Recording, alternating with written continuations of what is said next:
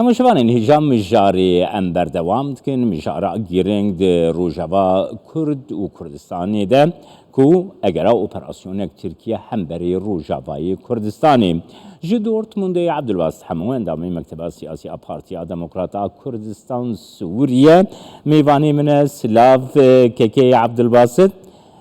کک عبدالباسط دیسه آمدهیا اپراسیونه که با روجاوای کردستانی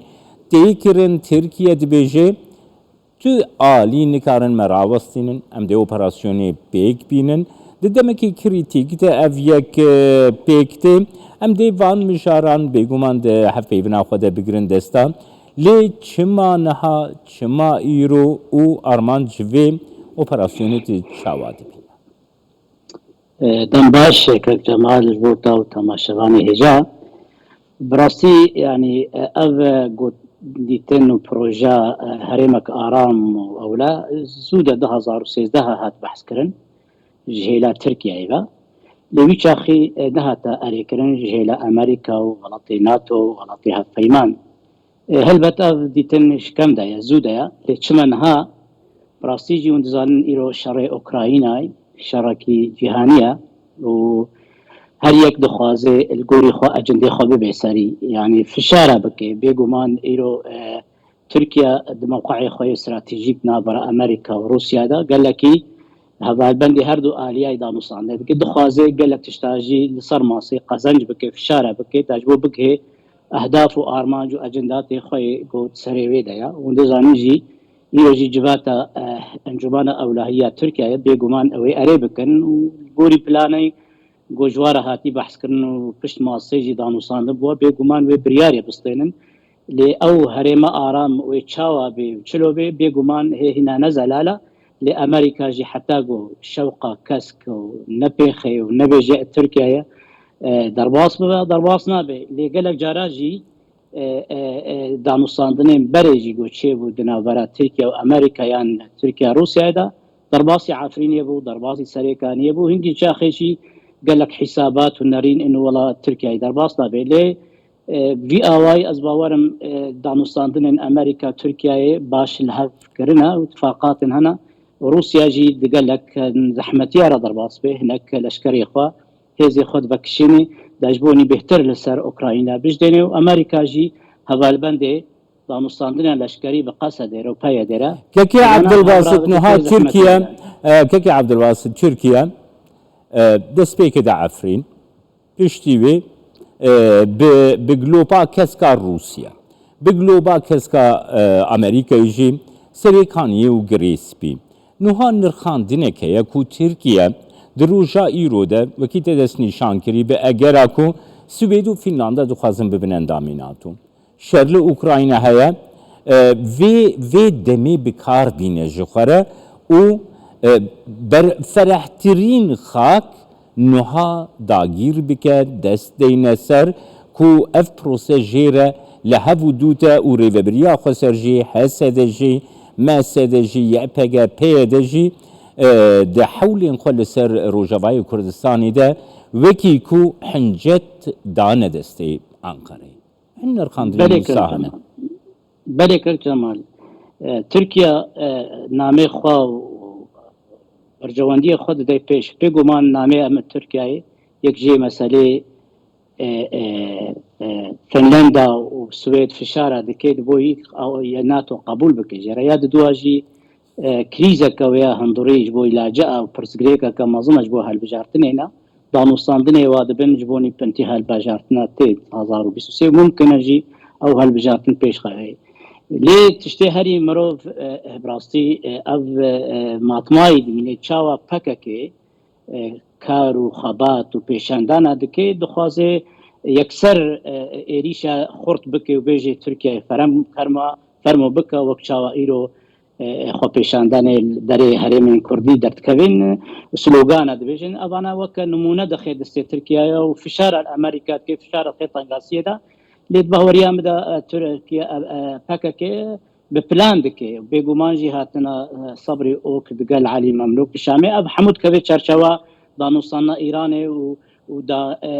وکاشنانا روسیا دو بهتر میلیشیا ایران زده بن تركيا فشارة دكي دجبوت أمريكا أريبك سر هرمك آرام هكرون آري منكن بمك ويا إيران نزيك دبي نزيكونا قصد وبيادي وبكاكي الهاب خورتر دبي منظيمة جبر بيك هكا هبالبندي هابن دبيت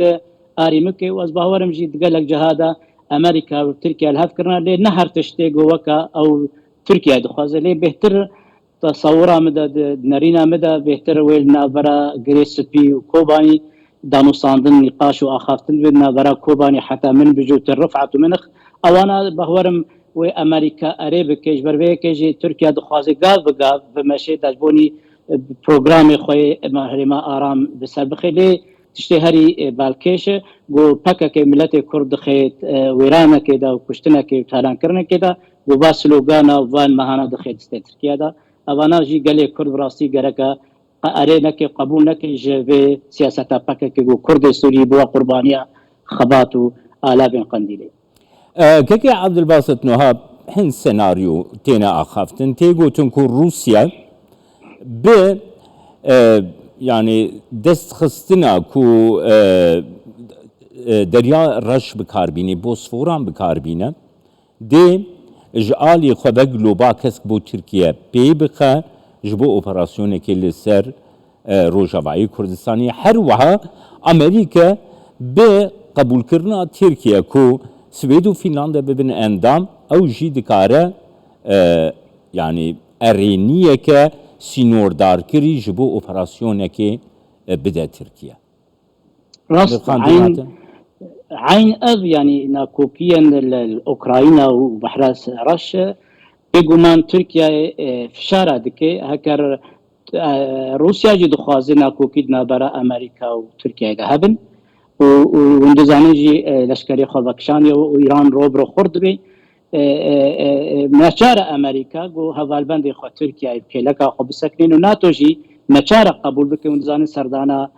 شاندا فنلندا وسويد البا تركيا يجبوني أريبكي وبريارة ناتو زانن دولة ناتو دما دولتك بيجينا نقاري زوزوه دولتي قبول كي بيقومان إيرو لشر أوكراينا دا أمريكا بحوجدانا قو ناتو يك دست بي يك آلي بي لهمبري شر روسيا جي سروا تناقضاتو وينا كوكي دنا برا ولاطا دا تايبت وندزانن دما كدريج دابو او ساربونك نابرا امريكا تركيا وناتو دهابو ونابرا امريكا ودولة ناتو ده إلو امريكا بيويست بحاجتي جو ناتو سربيا ويك آريبي بيقومان في شارع تركيتين انو تشاوا ازي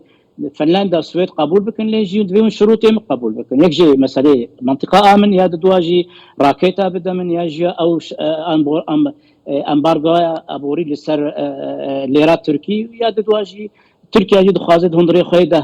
نافخويدا جي هالبجارتنا رايا خويا قشتي تركي بسر خبخي دا بوك كريزه كي بوك بابتك ما ظن 3 مليون ونيف بنابرين سوري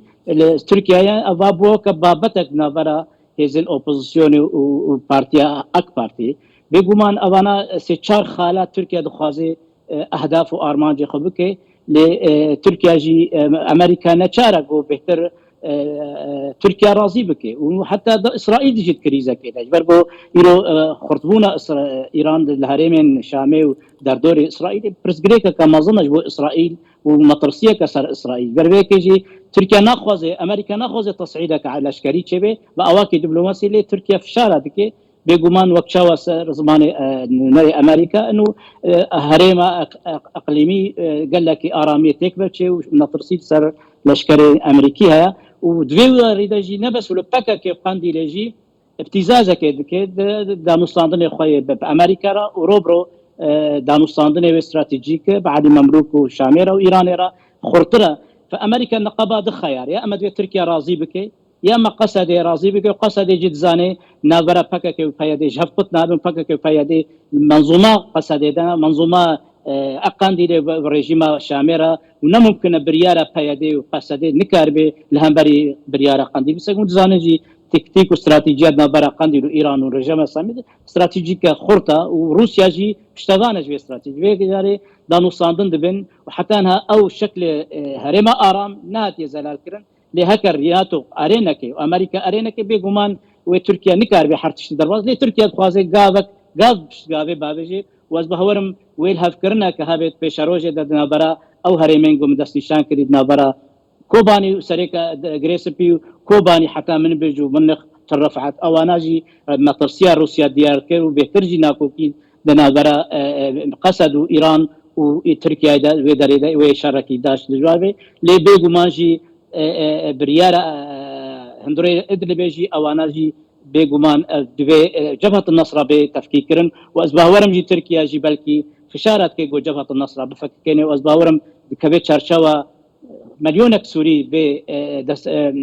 وتوطين كرن بيجومان اوانا بريارك جدية جهيليا تركيا وازباورم ايروجي جبهة اولهية تركيا وي اريبكي سربي برياري كيكي عبد الباسط جارك دناف جیهانا روشنبری رأیا اشتیا کردتی آخافتن تیگوتن کو گر دیالوگا کردی سرکتبانه کو 2 سالان امریکا و فرانسا ولاتین یکیتیا اروپای حودان پیشگیریه که اجرaya اشتیا هر 4 parça کردستانی ورگرد کو سرکتبانه اگر اپراسیونه که ترکیه لهمبری روجاوای کردستانی گلک لاواز دبو نوها مروف دبینه د مدیا PKK ده هر وها هن برپرسیارین PKK هر وها پیه ده جی دبیجن دوی یگرتنه که نتویی هبی دانوستاندنین نتویی هبن کل سر خاکا روجاوای کردستانی 2 سالان او یک نیزیکاهی یک همبری و نهات نیشاندان ایرو دیسا بحثابان آخافتنا تیکرن چم ادوی دمیده و دیسا او آخافتن تیکر راستیش خود پرسا هری گرنگ بگومان که جمعیت ریزیا مالا کردی هبا بگومان او آرمانج و افتک شونا کردستان سوری و هرما کردستان سوری نلگا بیوی هسته بگومان PKK و انظمه قندیل تجاری نخوازی ریزیا مالا کرد نبس کردستان سوری سرانسری کردستان و براسی دویم جاری دمگل جارا وکریه و زلاله لی تشتي ارمانج PKK دخوازه و هناك راغاندناوي دخته طنگ دا دخوازه ملت كرد بكشنه عاطفته بكشنه بقنشنه ويران كرنا كي داجبوني سر فشل خو سر سياسه خو بشري يعني ومحاسبه لكن ل ايرو اف خو پیشاندان صورت اوجلان خو پیشاندان حرم کردا و بازار کردا دلده ادوی توقیتا گو ايرو لاف کرن و دانو سانو گفتگو کرنا اوانا يكسر